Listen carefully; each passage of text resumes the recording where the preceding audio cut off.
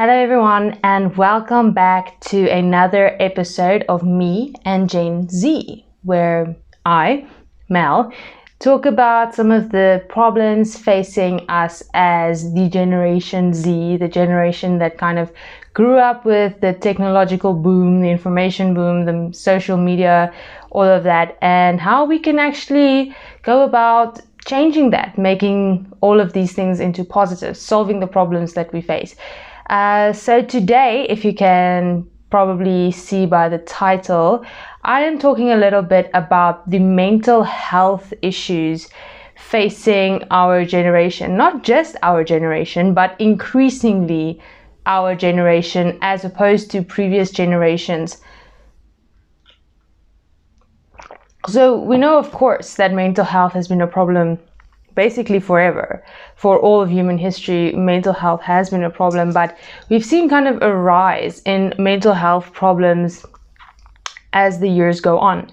So I know there's that very famous quote, or it was a picture that was on Twitter and Instagram, and it was basically everywhere on social media for a while, that said high school students now have the same anxiety levels as patients in a mental institution had in the 1950s, which actually should scare all of us, because that is unbelievable that high school students already have that level of anxiety. Now, the reason for this is it's too much to get into all of the reasons why this is happening, but I kind of want to boil it down to some of the major problems. First of all, when we look at high school, it's a tough time for everyone. Okay, so everyone who's ever been in high school has had some anxiety, because high school is a difficult time for a lot of people. Okay, so basically for all people, because you're going through this change in going from a child to a young adult. You're kind of switching over into the more grown-up world, grown-up thinking, that sort of thing. So that already is just a big adjustment. You don't know, do I fit in with children? Do I fit in with the grown-ups? Where am I supposed to go? So that already is working on your mind. Okay, and then there is this, and I want to refer this to especially our generation, where you see people starting to achieve a lot of great things at a very young age. The age of greatness, okay, that just sounds weird, but people are starting to achieve things younger and younger and younger, and that puts a lot of pressure on already in high school. It's not even in college anymore, in high school already, to exceed expectations, to do better than everyone else, to be better, to be smarter, all of those things. And that just adds to the pressure. Now, there are some people who are very well equipped to handle this pressure, and they have coping mechanisms that work, and they can do this, and even though they get stressed sometimes, they are able to handle it. But even the most well-adjusted people get this, and they struggle with it. Now, another thing with high school, and we can deny this as much as we want, and we can look at as many "I'm gonna just be me" quotes that we want to, because that is the goal. The goal is to just be yourself and be fine with it and not care what everybody else, and that is the goal. Okay, that is what we all want to achieve, is to not care what people think and just be ourselves, and the people who matter will, come towards us, and the people who don't like it will just not care. They will just leave us alone. That is the goal. The goal is to be that quote on Instagram, to not give or not care what anybody thinks. That is the goal. Okay, and I feel like when you get older, you're able to get closer to that. But in high school, especially, even a little bit in college, there is still a little bit of pressure to kind of fit into a group. Maybe not a large group, just find someone who has something in common with you, someone who you can relate to, because you're trying to still form your opinions, you're trying to still form your thought pattern, and it's easier to do when you have someone to kind of bounce these ideas off of, who thinks in ways similar that you do, who is interested in things that you are interested in. So even though we work towards this goal of not caring what anybody thinks about us, in high school and even early college years, you're still kind of feeling that pressure to fit in a sense. And I think that kind of adds to the anxiety, because what if you don't fit in?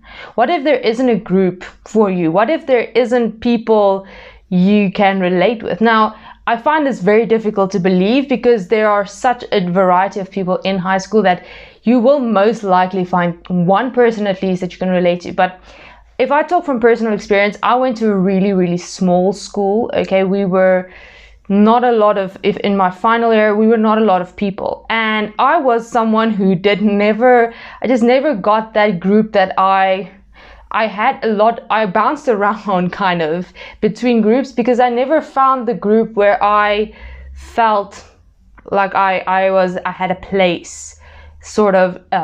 There were a lot of groups where I thought, but it just never happened. And because the high school was so small, there weren't a lot of options. So you kind of had to go with what there was.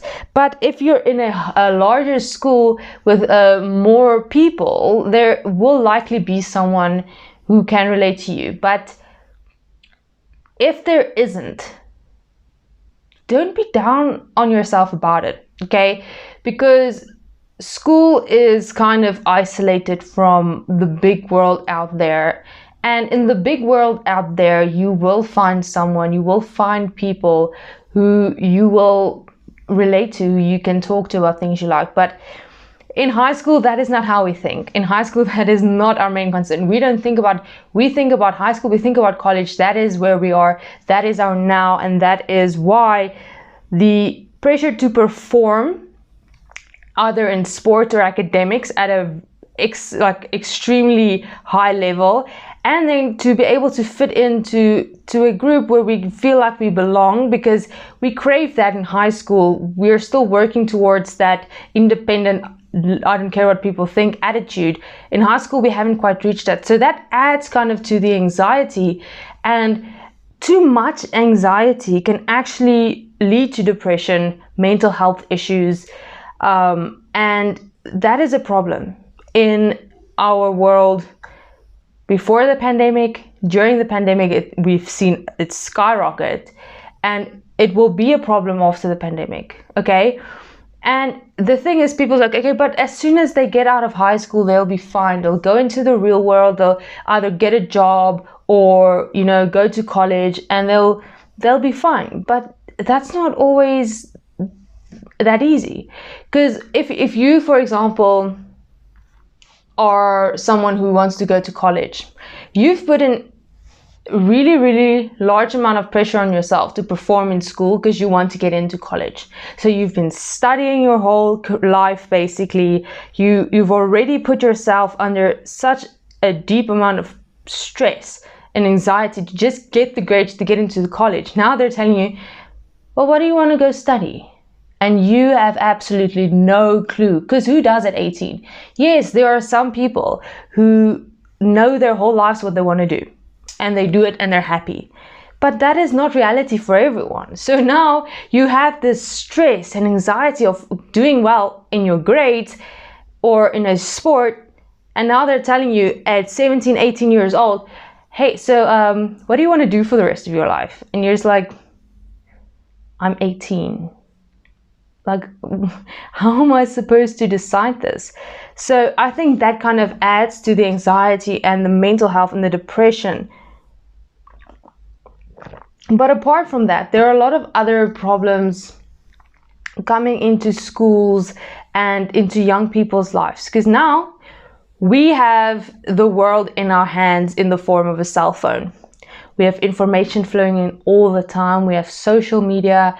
And like I said in my previous video, social media is a great tool. If utilized correctly, you can use it to make money. You can use it to have contact with your friends, and that's wonderful. But social media can become very unhealthy very quickly. Okay, so now, where in the past it was, let's find a group to fit in with in high school, in the school. Now it is, I need to not only fit in high school, I need to fit in on social media. And if I don't fit in on social media, there are people on social media who are anonymous, who are willing to judge me. And cyberbullying is a topic I want to reserve for its own video, but I just want to touch on it. It becomes a lot easier, and people read these comments and they believe these comments more than they believe people around them, and that just becomes your everything. So now you're working to fit in at school, you're working to fit in on social media, you're hoping your grades stay up because you actually want to get a job or get into college.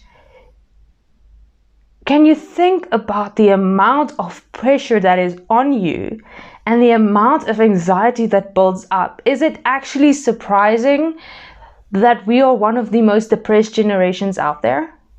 I mean, I'm talking about a couple of things that cause anxiety and stress and things. I'm sure there are millions of other things that can cause this in different places. Different people experience different things. That I'm touching on some of the major issues that we face, like general issues, but there are specific issues to specific people that just add to this pressure, this anxiety, and eventually can actually lead to depression. And it's scary because as soon as you leave for college, that doesn't necessarily go away.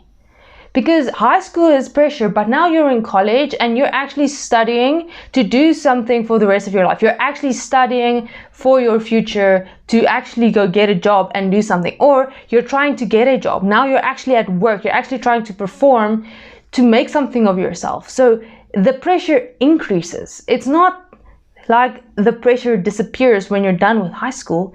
It just increases. And if you never learned how to deal with it in high school, you're not going to be able to deal with increasing amount of pressure and anxiety when you get into the job world or into college. And I know there are a lot of people giving a lot of speeches, but I don't know how much that works. And I'm saying that as I'm giving a speech, so I'm kind of, but that is the second portion of the video that I want to touch on, because it is one thing to identify the problem. Okay, we know there's a problem. We just looked at the problem. Okay, so it is one thing to identify that there is a problem. But that's not enough. It's not enough to simply identify the problem. We have to find solutions. We have to start thinking about how to fix this. Not when people get to college. We need to fix this at the level where it starts, which is mostly high school, maybe even earlier. But the high school kind of structure is where it starts. So yes, we have a problem. We have a problem with anxiety and depression in teenagers, our generation Z, maybe even people who are younger. But we can't just keep talking about the fact that we have a problem, because we do. We need to start talking about what we can do to solve this problem. Okay? Now, there are a lot of cliched quotes out there, but I actually do want to touch on one that I think is very important, which I want to preface this section of the video with. You cannot pour from an empty cup. Okay? Basically just meaning you cannot help anyone if you yourself are unhappy. Okay? You can't think that you'll be able to help someone deal if you yourself are not happy. Perhaps you are gonna help that person, but you're gonna make yourself even more unhappy. Okay, so you need to make sure you are taken care of. And if you feel like you're taken care of, you feel like you have a handle on what you need to do, then you can reach out to someone else. Okay, and this anxiety and depression is not always easy to spot. Sometimes you can spot it, but people don't want to talk about it. And it means it's a lot harder to help. But we can't just rely on people coming to give speeches to the masses. And maybe that speech helps one or two people, but it's not realistic to think that one motivational speaker is just going to fix everybody. Okay, it's not. We need to start helping each other. Okay, so when you know that you have everything in check, okay, whichever coping mechanism you need, whichever stress relieving mechanism you need, we need to start reaching out to other people. No, even if perhaps they don't have a problem, just actually asking them, listen, how are you doing? How are you really doing? How is school? Let them just talk. And maybe they're fine, but at least you asked. And if they're not fine, you know, and they were able to tell someone, and that itself may already be such a relief that they actually are able to now admit, listen, I know I have a problem. I need to start working on this. Okay? So reaching out and talking to people, and not, sometimes you don't have to give advice because we're not psychiatrists. I'm not. A lot of high school students aren't. All high school students, none of them are psychiatrists or psychologists. So giving advice may not be the best way to go, but if you've gone through something and you dealt with it in a way that you feel helped, maybe. Sometimes just listening is all the help that person needs. And then there's the other thing. Sadness, anxiety, and depression can take over your entire life. It can literally take over every single aspect of your life. Because when you get to the state of depression, you don't want to get out of bed, you don't want to eat, or you just keep eating. It's kind of either or, and you don't feel like you want to even study, you don't want to talk to people, nothing. When you see that in someone else, when it's gotten to the stage of depression, that is when help is the most needed. If you can help before it reaches that stage by just asking someone, listen, how are you doing? Just letting them vent a little, but making sure that you are mentally stable enough to handle that, then that's perfect. But if it gets to the stage where it has turned into an emotional depression, where that person is being consumed by this sadness, this depression, the anxiety is too much, the pressure is too much. The one thing, okay, it's kind of a two-parter. To quote The Fault in Our Stars, pain demands to be felt, okay? For those of you who've read the book or seen the movie, pain demands to be felt. And that's true. I'm not saying swallow your feelings and don't talk about them. I'm saying the exact opposite. Get your feelings out so that you can move on. Get them out into the open and let them leave your body. Let them make them lose their power over you by letting them out of your body. So talk about your pain. Feel your feelings 100%. But the second part to this, never wallow in these feelings. Feel your feelings, talk about your feelings if you need to, deal with your feelings, and then try your hardest. And I know it's tough. It is not easy to get up from that, but try your hardest to move on. But not all of us are strong enough to do that. If you are able to spot someone who is heading down a dangerous path because you can see they're not talking about their feelings, they're not dealing with their feelings, and they're letting it take over. They're wallowing in their feelings. And you are strong enough to ask that person, listen, what's going on? And they tell you what's wrong, but they're not moving on. Give them time to feel their feelings.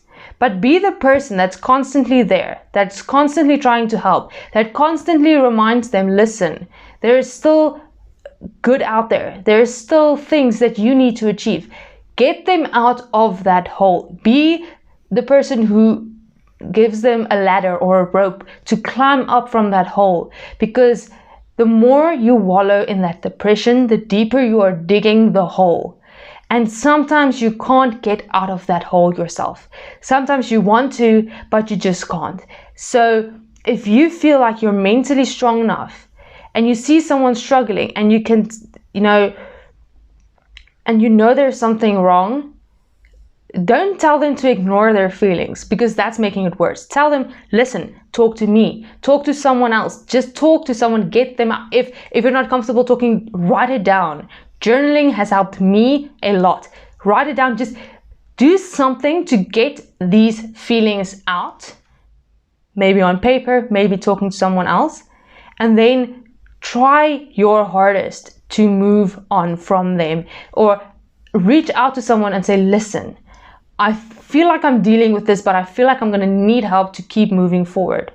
Or if you feel like you're strong enough and you have made sure you are in a state where you can help, be the person who throws them a rope or a ladder into that dark hole to help them climb up from there. Okay, give them that ladder, help them climb up.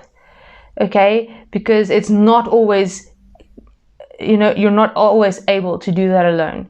So we know about the problem we are facing as Gen Z, high school, college, in just all aspects of life. We know this is an issue. We know anxiety levels and even depression levels are at an all-time high.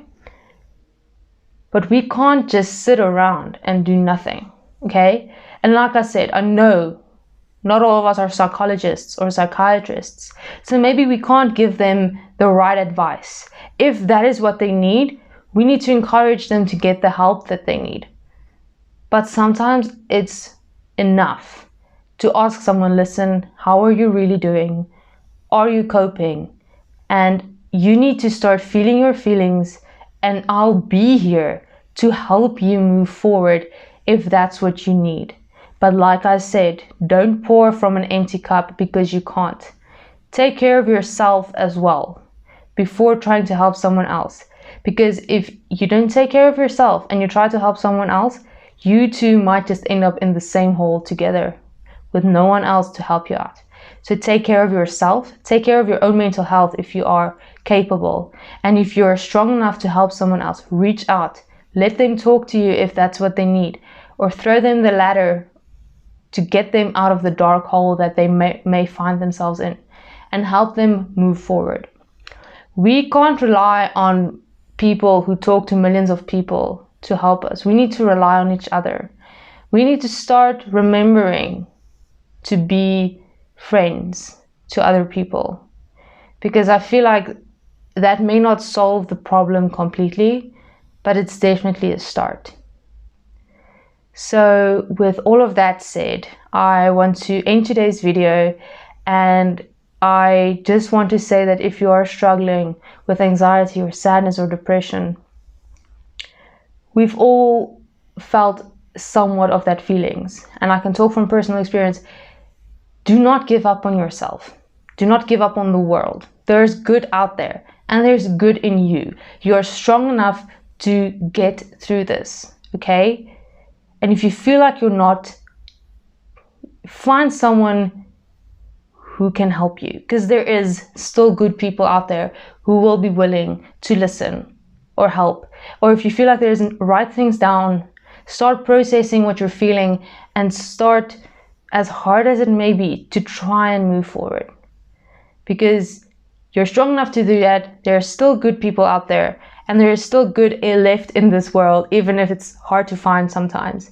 So I really hope you guys enjoyed this video, and yeah, now I'm gonna sound really stupid because I'm trying to remember who said this quote, but be the change you want to see in this world. It's a very famous person with a very famous quote, and you can drop it in the comments because I'm gonna feel very stupid for not remembering who said that.